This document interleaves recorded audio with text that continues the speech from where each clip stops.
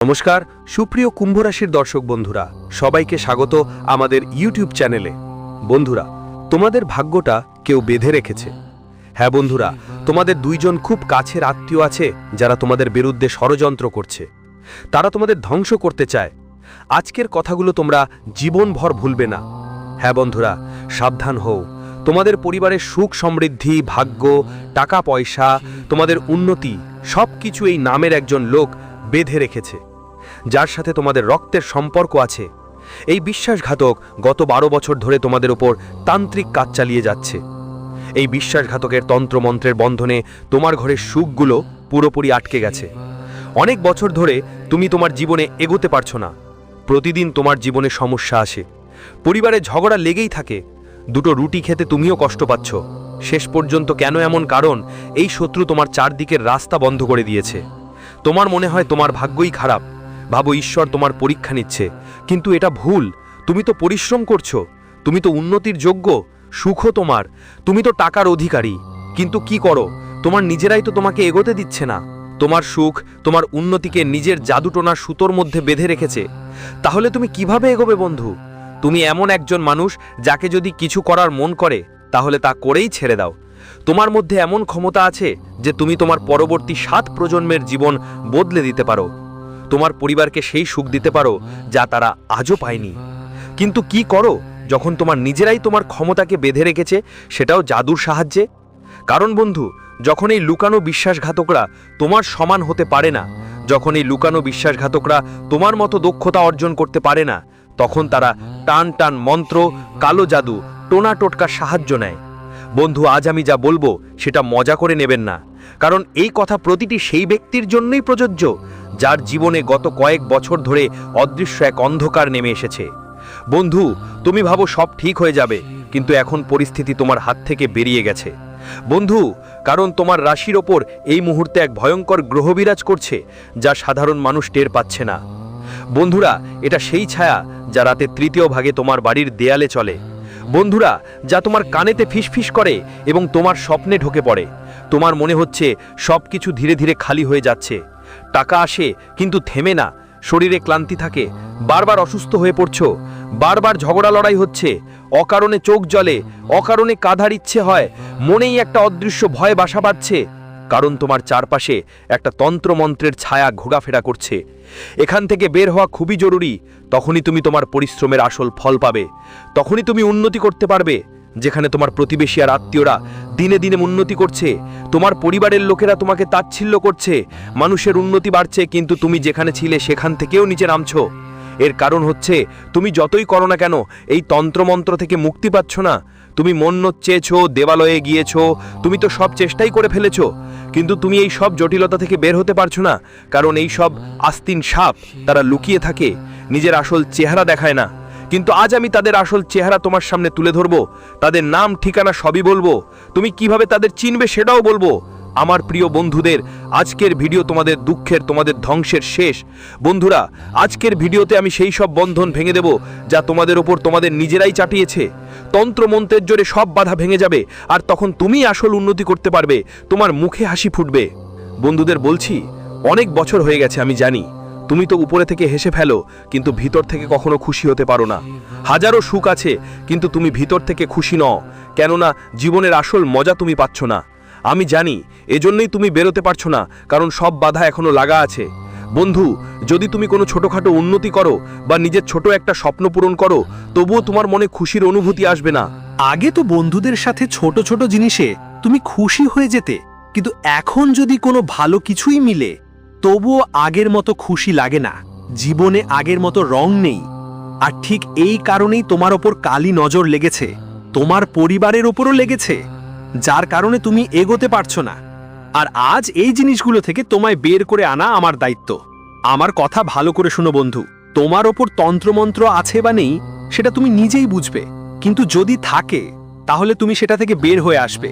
যদি নাও আসো, তবুও তোমার জীবনে একটা দারুণ বদল আসবে। শুধু আমার সাথে শুরু থেকে শেষ পর্যন্ত থাকো। দেখো বন্ধুরা, এটা তো পাকা কথা যে তোমার শত্রু আছে এবং তারা কেমন যেন ভয়ঙ্কর, তারা লুকিয়ে আছে। বন্ধুরা দেখো, প্রত্যেক মানুষের লুকানো শত্রু থাকে, কিন্তু তোমার শত্রুরা একটু বেশি ভয়ঙ্কর।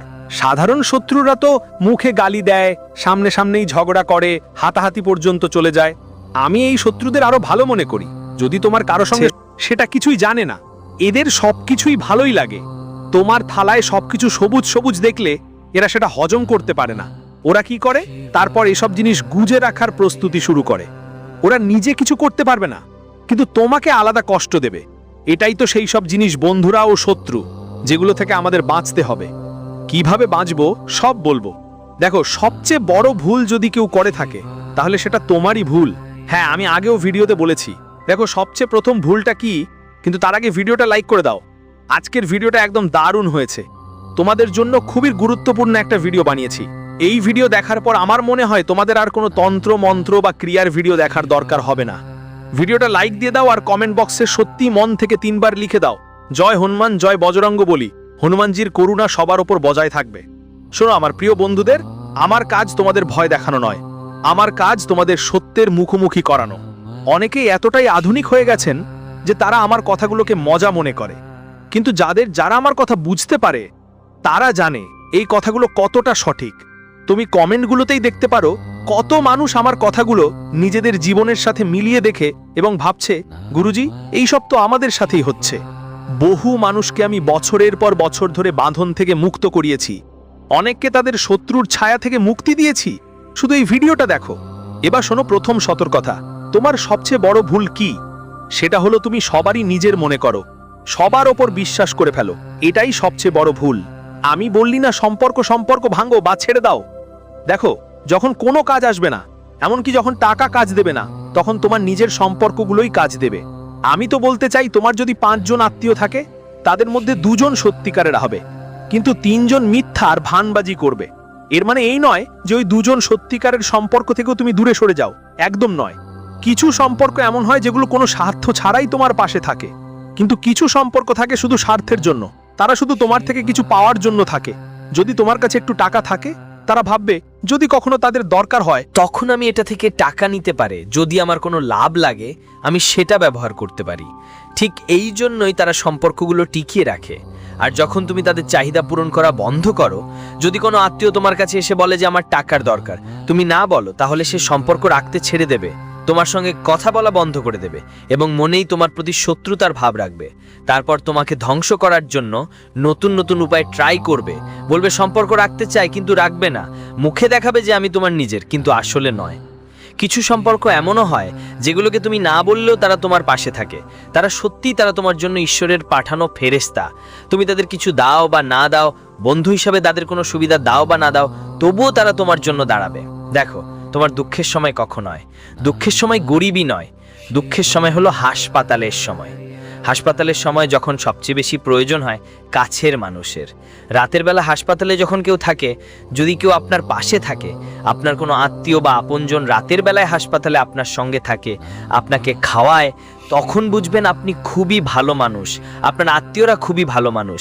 আপনি খুব ভাগ্যবান যাদের মতো আত্মীয় আপনার হয়েছে। আসল আত্মীয় তো সেই যারা দুঃখের সময় আপনার পাশে থাকে। ধরুন কোনো জরুরি পরিস্থিতি সৃষ্টি হলো, আপনার বা কারোর সাথে ঝগড়া হয়ে গেল, আপনি কোথাও থানায় কোর্টে আটকে পড়েছেন, আপনি দিনরাত চিন্তায় আছেন, যদি তখন কেউ আপনার পাশে থাকে, সেটাই প্রকৃত আত্মীয়। কারণ খুশির সময় হাজারো মানুষ এসে যাবে। যখন তুমি খুশি উদযাপন করবে, তোমার জন্মদিন হোক, বিয়ে হোক বা তোমার বাড়িতে কোনো অনুষ্ঠান হোক, বন্ধু বান্ধব হাজারে হাজির হবে।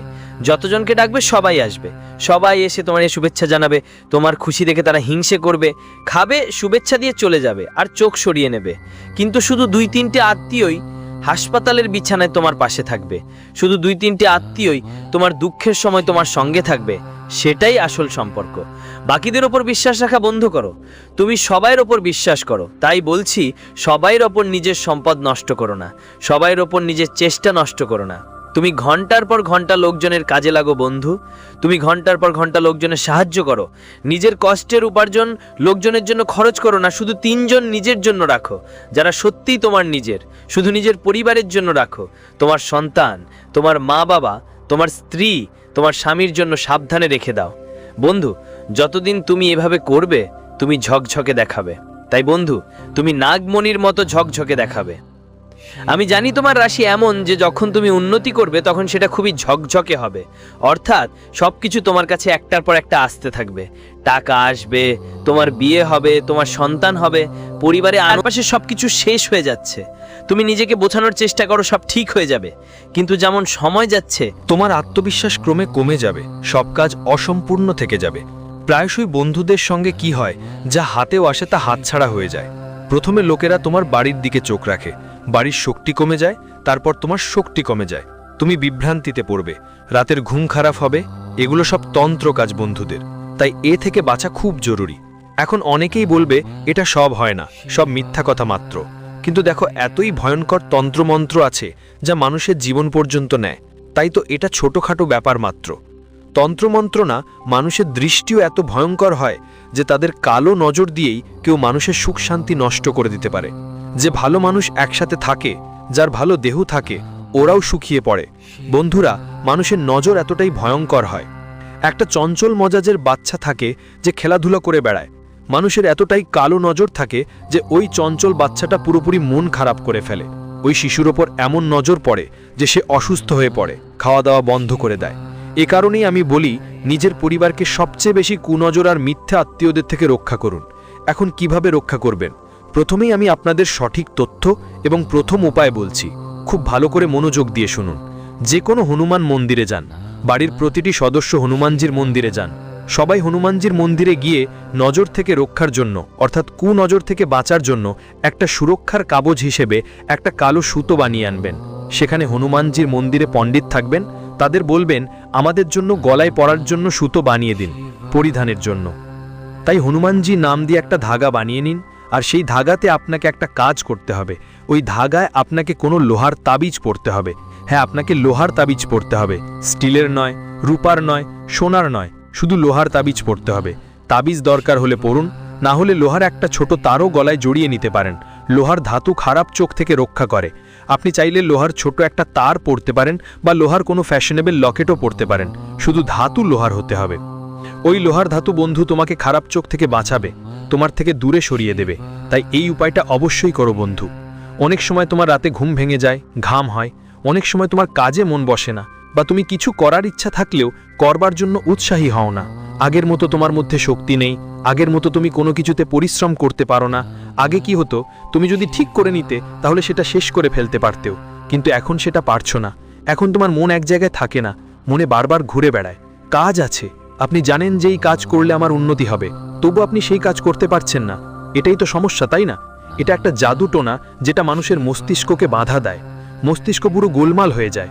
বন্ধুরা, এর থেকে মুক্তি পাবার একটাই উপায় আছে যা আমি তোমাদের বলতে যাচ্ছি। তুমি কালো চোখ থেকে বাঁচার উপায় শিখেছ, এখন তন্ত্রমন্ত্র থেকে বাঁচার উপায় আমি নিয়ে এসেছি তোমাদের জন্য। একদম মনোযোগ দিয়ে শোনো। শেষে বন্ধুদের বলে রাখি, শুধু এটুকুই বলবো, যদি তোমার জীবনে গত 12 বছর ধরে সবকিছু একটা তো গরমিল হচ্ছে, যদি বারবার মনে হয় কেউ তোমাকে আটকে রাখছে, যদি ঘরের দেয়ালগুলো এখন ভারী মনে হয়, ঘরটাও এখন তোমাকে খাওয়ার জন্য ছুটে আসছে, তোমার ঘরেও মন নেই, বাইরে তো কথা নেই, বুঝে ফেলো এটা একটা সংকেত যে সময় এসে গিয়েছে। যে মানুষ তোমার নিজের হয়ে তোমার ভাগ্য বাঁধছিল, সে এখন নিজের কৃতকর্মের জালে আটকে পড়বে। কারণ মহাদেবের নজর আছে, শনিদেবের নজর সবার উপর। যারা অন্যের ভাগ্য বাঁধে তাদের ভাগ্য নিজেই ধ্বংস হয়ে যায়। বন্ধুরা, তাই ভয় পেও না, এখন উঠে দাঁড়াও, দীপ জ্বালাও, আর বলো নমস্তে, আমি বন্ধন মুক্ত। এটাই বলতে হবে। আর কিভাবে করবেন মনোযোগ দিয়ে শোনো। তন্ত্রমন্ত্রের বন্ধন মুক্ত করার একটা উপায় বলছি। এই উপায়টি তোমার অন্তত প্রতিদিন 21 দিন বা 1 মাস করতে হবে। যদি তোমার উপর তন্ত্রমন্ত্র কাজ করছে মনে হয় তাহলে নিজের উপর করো, যদি তোমার বাড়ির কারো উপর মনে হয় তাহলে সেই ব্যক্তির উপর করো, আর যদি মনে হয় তোমার পুরো বাড়ির উপর তন্ত্র হয়েছে তাহলে পুরো বাড়ির উপরেই উপায়টা করো। কিভাবে করতে হবে মনোযোগ দিয়ে শোনো, আমি তোমাকে শুরু থেকে বলছি।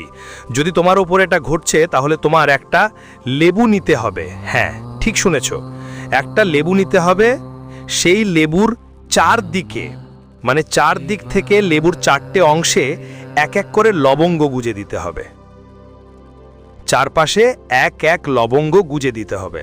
তারপর তোমার মাথা থেকে পায়ের পাতা পর্যন্ত ওই লেবুটাকে 21 বার ঘষতে হবে। হ্যাঁ, যদি 21 দিন করো তাহলে 21 বার, যদি 51 দিন করো তাহলে 51 বার, আর যদি পুরো মাস করো তাহলে মাসের 30 দিন মাথা থেকে পায়ের পাতা পর্যন্ত ততবার উপরে নিচে ঘষতে হবে, নিচে চোখ বন্ধ করতে হবে, এবং যে কোনো একজন মহিলাকে এই উপায় করাতে হবে। যে কোনো একজন মহিলাকে বলুন যে সে আপনার মাথা থেকে পা পর্যন্ত 21 বার ছুঁয়ে যাবে। সে বিবাহিত হতে হবে, আপনার স্ত্রী হতে পারে, মা, বোন অথবা ভাবি, যে কেউ হতে পারে, শুধু বিবাহিত হতে হবে। তারপর তাকে বলুন যে এই লেবুটি মাছ থেকে 2 ভাগে কেটে নিক। আপনি আপনার বাড়ির বাইরে চলে যান, আর যেই মহিলা উপায় করেছে তাকে বলুন যে 1 ভাগ লেবু সরাসরি হাতের দিকে এবং আরেক ভাগ উল্টো হাতের দিকে ছুঁড়ে দিক। অর্থাৎ সরাসরি হাতের লেবুটা